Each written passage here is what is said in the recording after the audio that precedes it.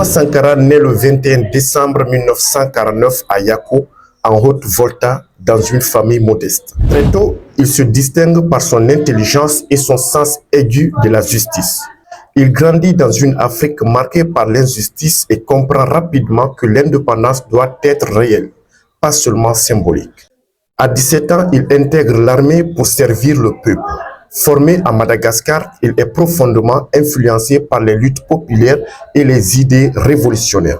Ces expériences forgent sa conviction. L'Afrique doit se libérer par elle-même.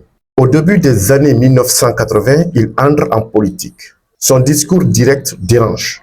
Arrêté en 1983, il est porté au pouvoir le 4 août de la même année à seulement 33 ans. Il rebaptise le pays Burkina Faso, le pays des hommes intègres, et lance une révolution fondée sur l'exemplarité. En 4 ans, il combat la corruption, réduit le train de vie de l'État, encourage l'autosuffisance alimentaire, l'alphabétisation, la vaccination de millions d'enfants et la protection de l'environnement. Il place la libération des femmes au cœur du projet national et appelle l'Afrique à refuser la domination économique déguisée. Mais sa vision dérange. Les tensions s'accumulent, y compris au sein de son entourage.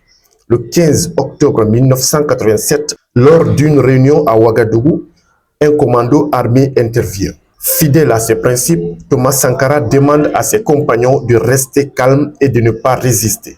Il se lève et sort de la salle. Quelques instants plus tard, il est assassiné avec plusieurs de ses proches. Il avait 37 ans. Sa révolution est interrompue, mais son héritage demeure. Thomas Sankara n'a laissé ni richesse ni pouvoir, mais une idée forte, celle d'une Afrique digne, souveraine et responsable de son destin. On peut tuer un homme, mais jamais une idée.